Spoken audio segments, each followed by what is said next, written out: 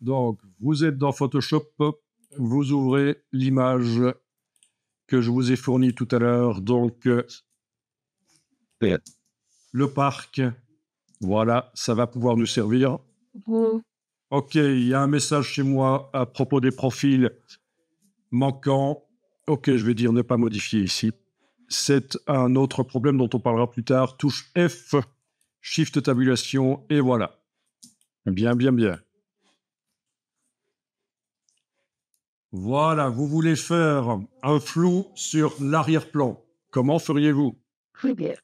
Je trouve que l'arrière-plan devrait être plus flou pour qu'on focalise sur les personnages.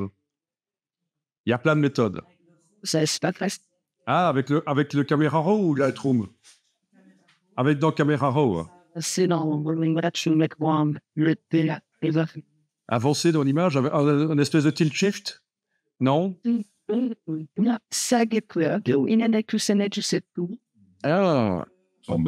Ouais, ben écoutez, ça fera partie de la veille que vous ferez, et je viens pas de l'inventer, sérieusement, sur les autres méthodes pour faire des flous. Donc, il y a plein de méthodes, mais regardez dans les Neural Filters, allez dans Filtre Neural Filters, Filtre Neural Filters, et vous avez parmi les Neural Filters un filtre qui s'appelle Flou de profondeur. Il faut peut-être l'installer, ça fait 150 mégas d'installation. Voilà, et vous enclenchez le flou de profondeur, et c'est l'IA qui trouve les sujets dans l'image et qui vous fait un flou. Voilà, voilà. Oui. Ah, ben on ira voir dans Camera Raw aussi, alors. Parce que Camera Raw peut travailler des images JPEG sans problème. Voilà, voilà. Donc, on a la température pour le fond, on a l'intensité du flou. C'était peut-être un peu trop fort. Il y a des choses qui sont quand même pas géniales ici. Je sais pas si quand on va cliquer sur OK, il va nous les faire, mais il n'a pas compris que là, ça fait pas partie du sac entre les lanières. Essayez quand même d'installer le Neural Filters flou de profondeur, parce qu'il y a un truc intéressant avec ça. Voilà. Oui. Plage de focale. Faut tester. Distance focale. Oui, à la distance focale, on peut rendre les personnages de l'avant flous et c'est l'arrière-plan qui est net. Hein. Forcément, c'est la distance focale. Et plage de focale, ça doit être la profondeur de champ. Ah, on est d'accord? On a certainement la zone de netteté et la profondeur de champ.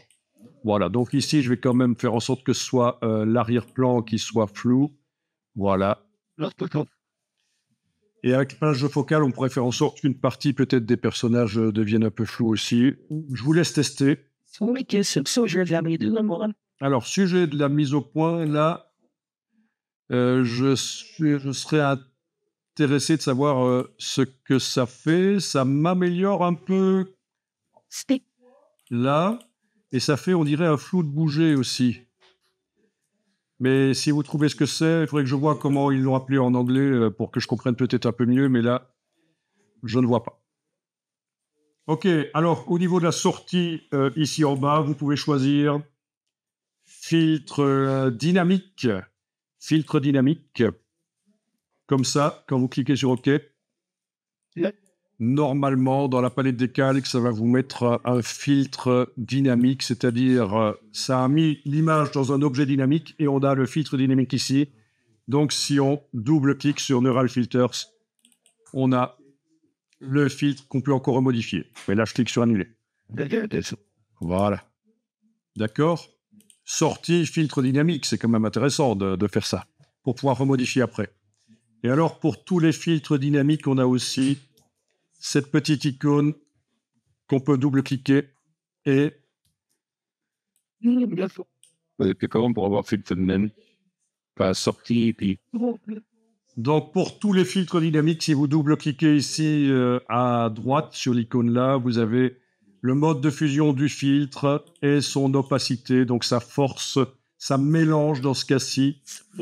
Ça mélange la version filtrée avec la version non filtrée. Donc, pour certains filtres, ça peut donner vraiment... Ça peut être intéressant. Ça peut être intéressant. Et alors, le mode de fusion à tester aussi. Voilà. Mode de fusion. Ah. On peut pas. Il faut chaque fois choisir dans le menu et lâcher le bouton à souris, c'est un peu foireux. Peut-être pas sur PC. Voilà. Bon, ici, je vais faire annuler, hein, parce que ce réglage-là pour ce filtre-là, ça donne pas grand-chose. Par contre, double-clic sur le mot Neural Filters, ça réouvre et on peut remodifier. La température, on va faire plus chaud, c'est l'été, voilà. OK. Bien, amusant. Enregistrer cette version en changeant de nom.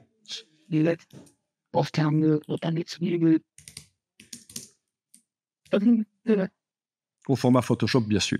Et réouvrez la version JPEG. Voilà. Dernière chose vite fait, je réouvre le JPEG ici. Voilà. OK, je vous montre, vous allez tester après. Open your eyes, ouvre tes ouilles. Donc, je vais aller dans le Neural Filters. Et je vais utiliser ici quelque chose qui va générer une carte de profondeur. Alors, il existe plein de systèmes, y compris sur le web, on peut envoyer des images et ça nous génère la carte de profondeur. Mais maintenant, c'est directement intégré à Photoshop dans le Neural Filters. Flou de profondeur, qui est en version de développement, vous voyez, c'est bêta. Eh bien, OK, alors pourquoi il ne veut pas me le faire là Est-ce que je suis sur le bon calque? Est-ce que j'ai oublié de faire quelque chose? Filtre Neural Filters, tout à l'heure, il a bien fait pourtant. Ah, ben oui, c'est juste moi qui dois l'enclencher, une flou de profondeur. Voilà, je suis biaise. OK, j'enclenche le flou de profondeur. Bon, ce qui m'intéresse ici, c'est juste ceci, tout en bas. Carte de profondeur de sortie uniquement. Voilà. Je vous montre, vous allez tester après si vous voulez. Et en fait, par intelligence artificielle, ça vous calcule une carte, une ZDEF, une carte de profondeur. Donc ça, c'est le genre de choses que quand vous faites de la 3D, par exemple, le logiciel 3D vous génère ce genre de choses. Et ensuite, ça vous permet, en post-production, de gérer le flou et de ne pas le gérer directement sur le rendu 3D. Ça se fait en post-production, soit de Photoshop, DaVinci Resolve, After Effects, etc. Vous aviez déjà vu des cartes de profondeur comme ça? On peut aussi les dessiner soi-même, au pinceau. Il y a des gens qui le font. Sur un visage, par exemple. Vous avez une photo d'un visage, vous dessinez le visage en gris, les parties les plus proches de l'objectif clair, les parties les plus éloignées foncées. OK, donc ici, je vais cliquer sur OK. Et dans ce cas-ci, qu'est-ce que je demande? Oui, ça va être un nouveau calque. Voilà, un nouveau calque. Il n'y a pas trop de choix. OK. Bien, il m'a fait un nouveau calque. Donc, fenêtre, calque, le nouveau calque est là. Bon, je vous montre à quoi ça peut servir. Comment est-ce qu'on s'en sert dans Photoshop? Je vais dans la palette des couches.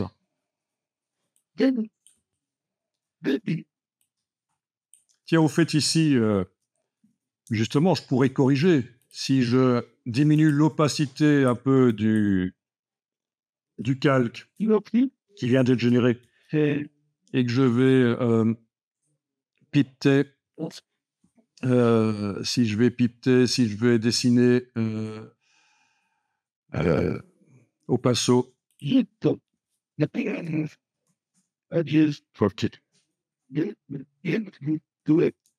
OK. Je vais pouvoir les dessiner éventuellement entre les lanières avec le même gris que celui qui est là, en fait. OK, mais bon. Ici, je vais remonter parce qu'on n'a pas le temps. On va juste faire ceci. Donc, dans la palette des couches, je vais juste prendre n'importe quelle couche, hein, puisqu'elles sont toutes pareilles, puisque c'est du gris. Elles sont toutes pareilles.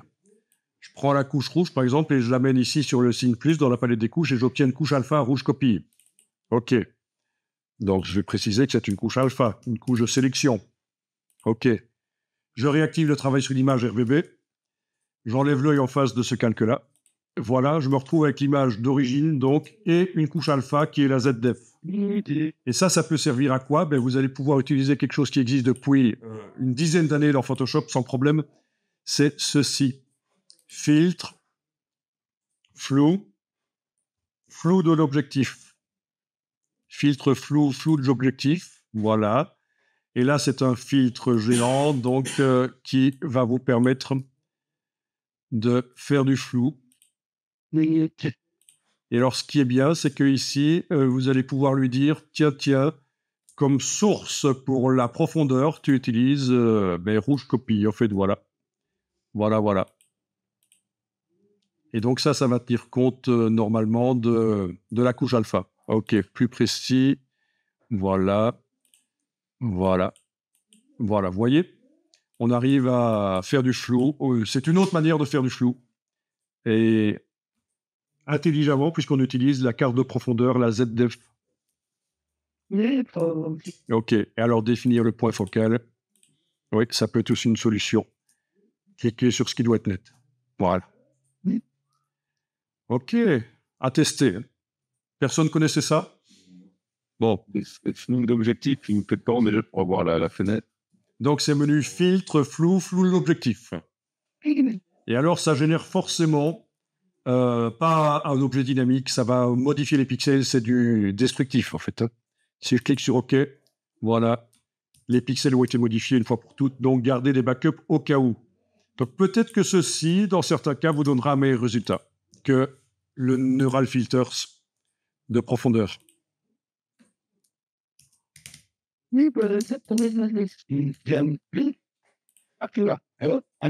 Voilà.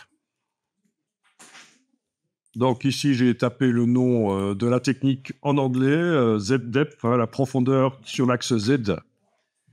Et voilà. Donc ça se génère au moment où on fait le rendu 3D de l'image, ça se génère de l'image 3D. Ça peut se dessiner dans Photoshop. Enfin, vous voyez, c'est ce genre de choses, quoi. Ça, oui, quand vous capturez avec vos smartphones à une scène, ça peut aussi capturer la profondeur.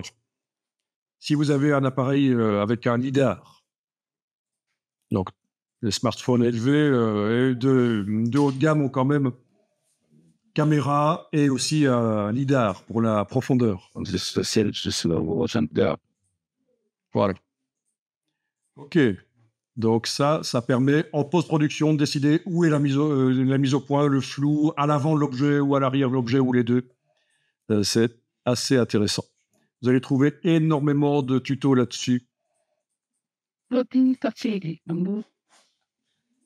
À bientôt.